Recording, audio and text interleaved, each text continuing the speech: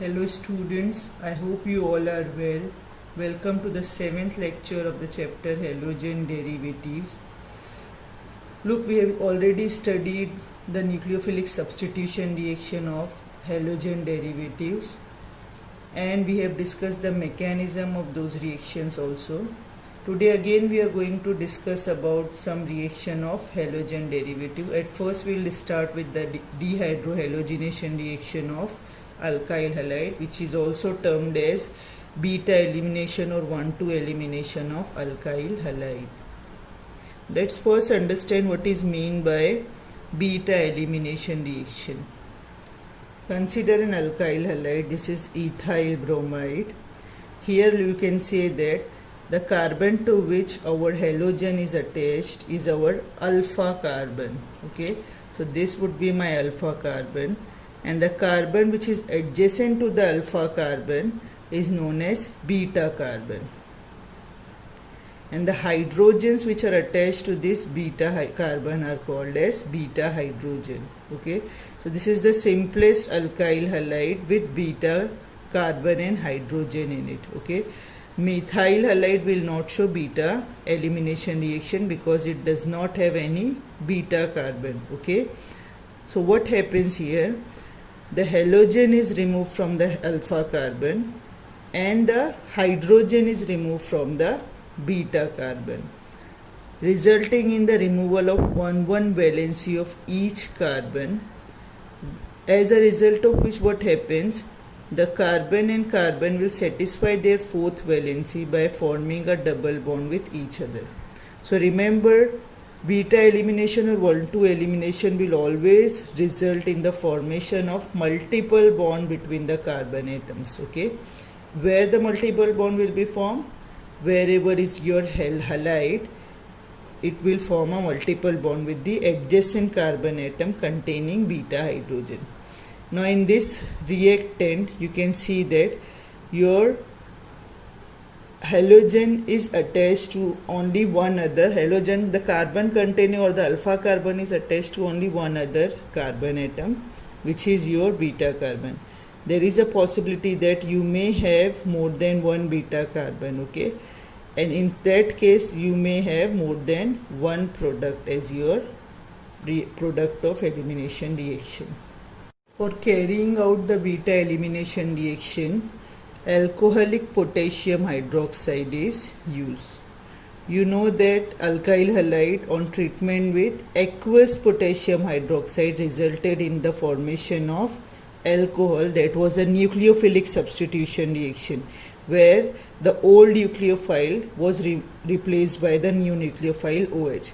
But when we take alcoholic KOH, the alkyl halide will undergo elimination reaction. Okay, remember it very carefully that alcoholic KOH will result in the formation of alkenes. Okay, so what happens here?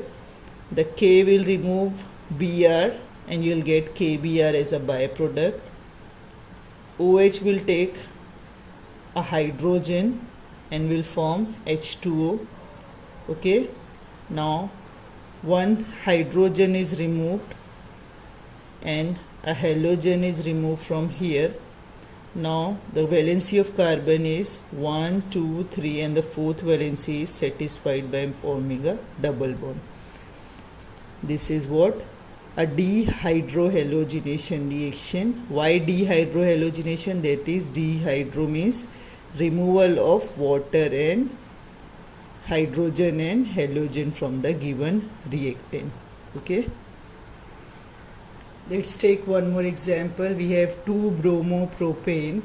When we treat it with alcoholic KOH, now here you can see that we have two beta carbon atoms, that is, on either side of your alpha carbon we have carbons. Okay, so in such case you have two beta carbon atoms. Okay, one beta carbon atom is here and one beta carbon is here. But here what happens, you can see that both the beta carbons are equivalent with equivalent number of hydrogen atoms. Okay, so if you have the equivalent kind of beta hydrogen and carbon, we can remove the hydrogen from any carbon, it will not create any difference. If I am removing it from this carbon, we will get CH2 double bond CH3. This is 1 propene. Okay. If you remove it from here also, again you will get the product your 1 propene. Okay. So if we have equivalent beta hydrogens, the kind of product will remain same, that is only 1 product. Now let's take another example, 2-chlorobutane. This is your alkyl halide. Now here this is my alpha carbon, okay, and these two are beta carbon. But now that both the beta carbons are not same. This beta carbon contains 3 hydrogen, this beta carbon contains 2 hydrogen. So the beta carbons are not equivalent.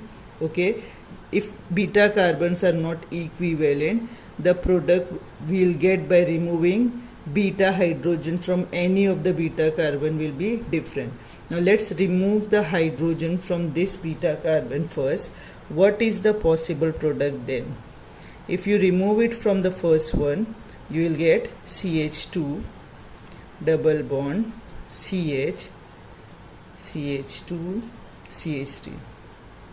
This is one kind.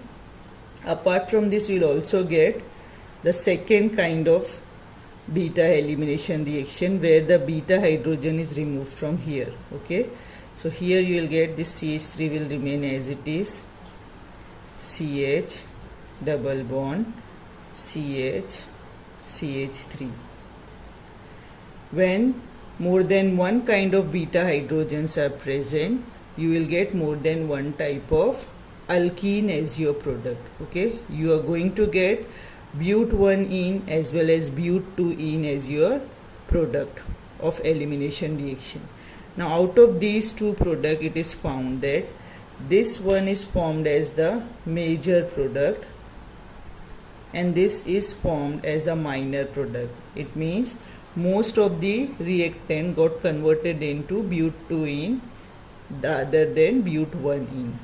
When this type of reaction, beta elimination reaction, was studied by a scientist named Victor Zetsov, he found that in all these elimination reaction what happens, the major product is always that alkene which is more substituted.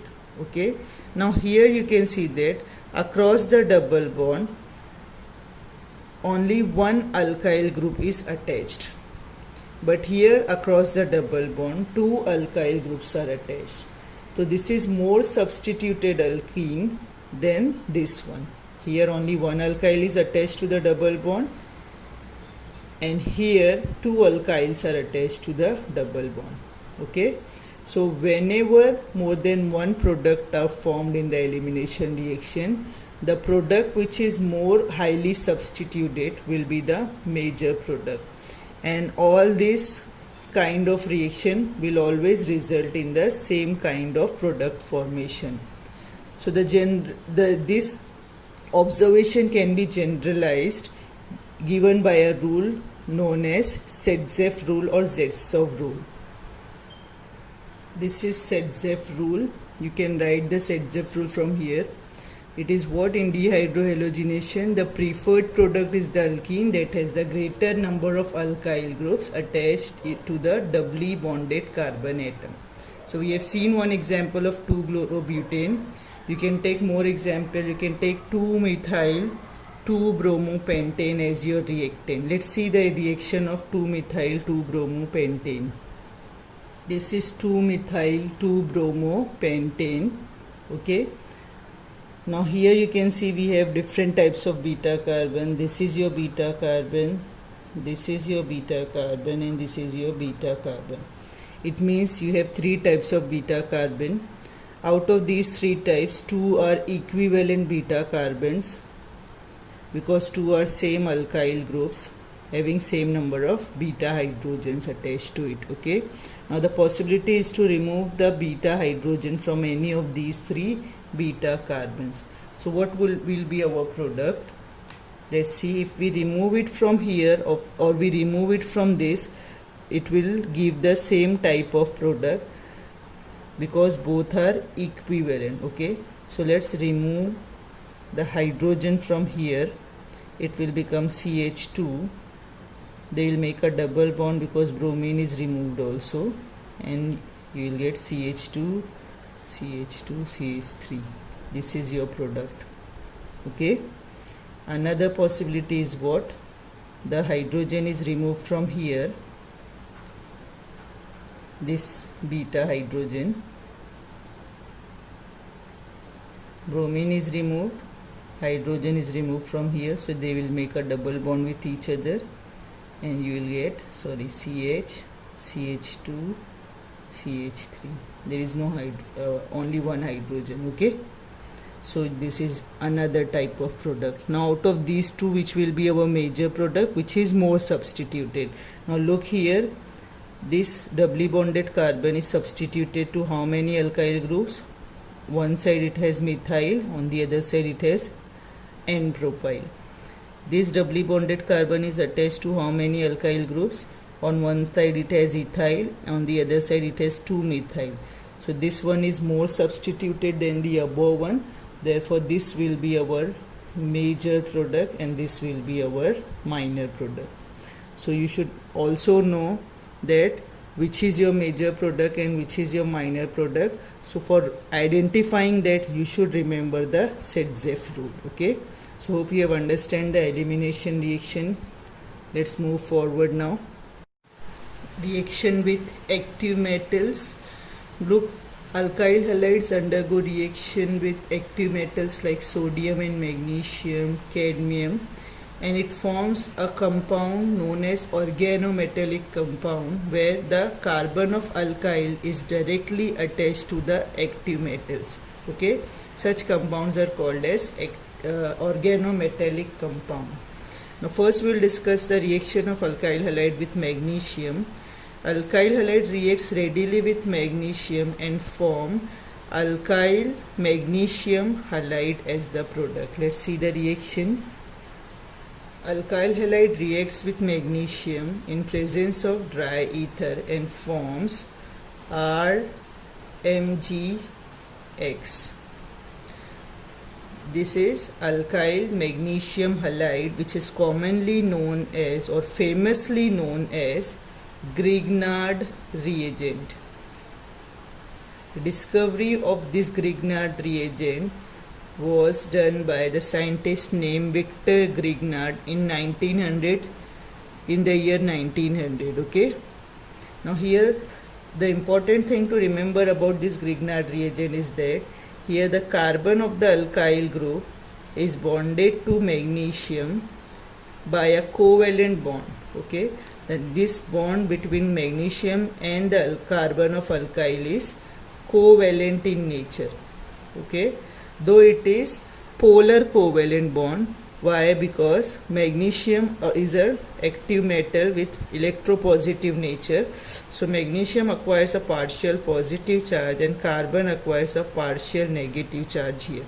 And the bond between magnesium and halide is ionic bond. Okay, we know that this is ionic bond and this is what? A covalent bond. So it is a compound which contains both ionic bond as well as covalent bond in it. Okay, so this is Grignard reagent, which is of great importance in many organic chemistry reactions. Okay, let's see some example. Here I have shown the reaction of Grignard reagent with alcohol.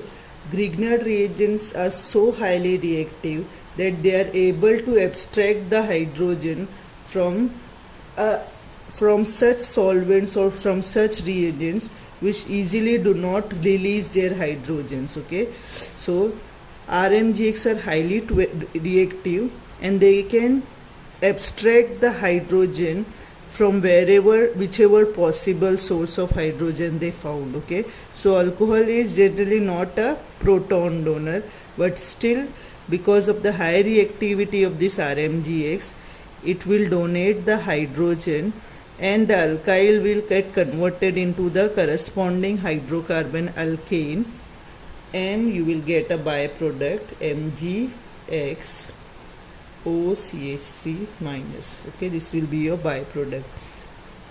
it is so highly reactive towards the proton that it can even abstract the hydrogen from the base like ammonia. It can also abstract it from ammonia and will result in the formation of alkane, and the byproduct is formed. Now remember, if you don't want to produce alkane as the product and you require your alkyl group to get converted into some other compound, you will take a suitable nucleophile and you will carry out the reaction in presence of dry ether. If any moisture is there, it will react with the hydrogen of the water and will form the corresponding alkane. Okay, so to avoid the formation of alkane at the reactivity, to decrease its reactivity towards hydrogen, the reaction is carried out in dry ether and the trace of water is also avoided. Even the trace of moisture is avoided to prevent the formation of the corresponding alkane. Okay, so when you will study the use of Grignard reagent in some other chapters, you will find that you are always using dry ether as a reagent to prevent what? Formation of what? Alkane. Okay, so this is the two reaction I have shown to show the reactivity of Grignard reagent towards hydrogen. Okay, another important reaction of alkyl halide is with sodium, and it is a name reaction known as Wurtz reaction. We have already done this reaction in your 11th class. Now let's see it again. Here what happens, an alkyl halide on treatment with sodium metal in presence of dry ether undergoes a reaction in which what happens, this X and Na is removed as what? A salt, and 2 moles of alkyl halides are used at a time. These 2 moles of alkyl halide reacts with 2 moles of sodium atom and forms what? A higher alkane from the lower alkyl group. The 2 alkyl groups get attached with each other. Okay, so you will get a higher alkane from lower alkyl group, and the salt is formed as a byproduct. Let's take one example. Let's take methyl bromide. Methyl bromide on treatment with sodium. How many moles of methyl bromide? 2 moles of methyl bromide in presence of dry ether undergo a reaction where these NaBr is removed as what? Your byproduct. So 2 NaBr is removed and you are left with 2 methyl groups which are monovalent. Okay, so they satisfy their valency by making bond with each other. CH3 single bond CH3. This is ethane. So from lower alkyl group you are getting what? Higher alkane. This is a very important reaction for formation of higher alkane. Now here in this example I have taken what? Same kind of alkyl group, but it is also possible to have different alkyl groups. In this example I have taken 2 of different alkyl halide. It is methyl bromide and ethyl bromide. When we have such kind of reaction where we have different alkyl halide, the possibility of product increases. It means we have free methyl groups in the reaction mixture, we have free ethyl groups in the reaction mixture. These methyl and ethyl may combine and will form what? Propane. This is one possibility. There is another possibility that 2 methyls combine with each other and form ethane. Another possible product would be what? Where 2 ethyls, free ethyls will combine with each other and will form what? Butane. So when we have the 2 different types of alkyl group, the possibility of the product increases and you will get the mixture of different alkanes. So in order to avoid the hectic procedure of separation of the mixture of alkanes from each other, it is avoided or it is recommended to take always same type of alkyl halide for doing the reaction. If you will take the different alkyl halides, you will get the mixture of alkane as your product. As alkane will share the similar properties, their separation from each other is quite a difficult task. To avoid this hectic procedure of separating the mixture from each other, it is recommended or it is suggested that for carrying out the Wurtz reaction, only one type of alkyl halide should be taken. Okay. I hope you have understood the Wurtz reaction. What is Wurtz reaction? The reaction of alkyl halide in presence of sodium and dry ether resulting in the formation of higher alkane is known as Wurtz reaction. Now comes the reaction of haloarenes with metal. Here first we'll discuss Wurtz-Fittig reaction. What is Wurtz reaction? We know that in Wurtz reaction we used to take alkyl halide with sodium. But in case of Wurtz-Fittig reaction, we'll take 1 mole of alkyl halide and 1 mole of aryl halide, that is aromatic haloarenes, with sodium metal in presence of dry ether. What happens? The alkyl group get attached to our aromatic ring, okay, and salt is formed as a byproduct. You can also represent it as aromatic ring bonded to alkyl group. Okay, so this is the general Wurtz-Fittig reaction. How we can describe it in the statement form? We can say that when haloarene is treated with alkyl halide or when aryl halide is treated with alkyl halide in presence of sodium and dry ether, it results in the formation of substituted aromatic compound. Okay, let's take one example. Let's take methyl bromide and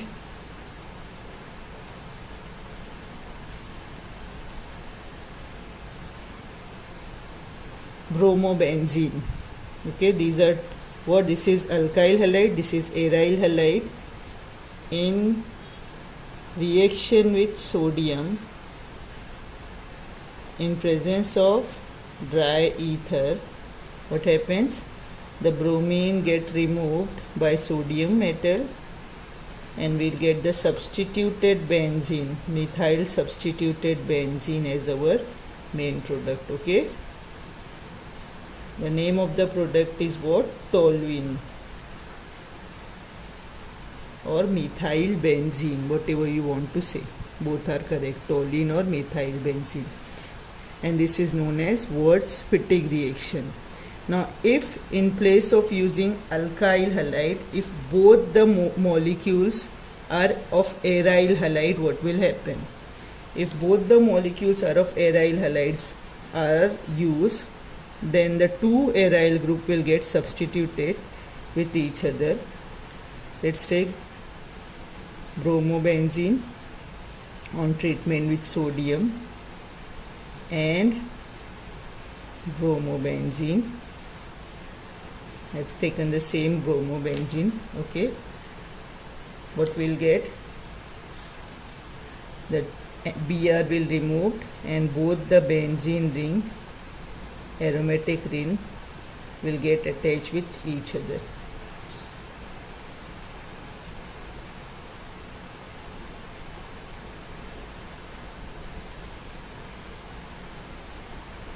This is biphenyl. What we have got, the product name of the product is biphenyl, and this reaction is known as Fittig reaction.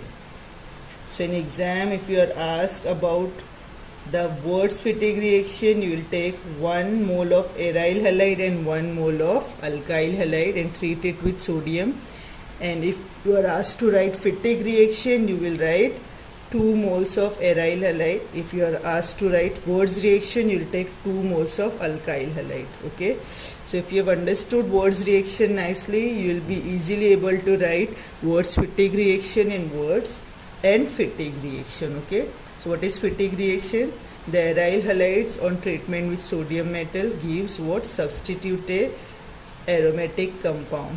Okay, so here we have finished the reaction of haloarenes with metal. Okay, let's finish our lecture today at this point only. In next lecture we'll study more reactions of haloarenes. Okay, until then, be safe. Goodbye. Allah Hafiz.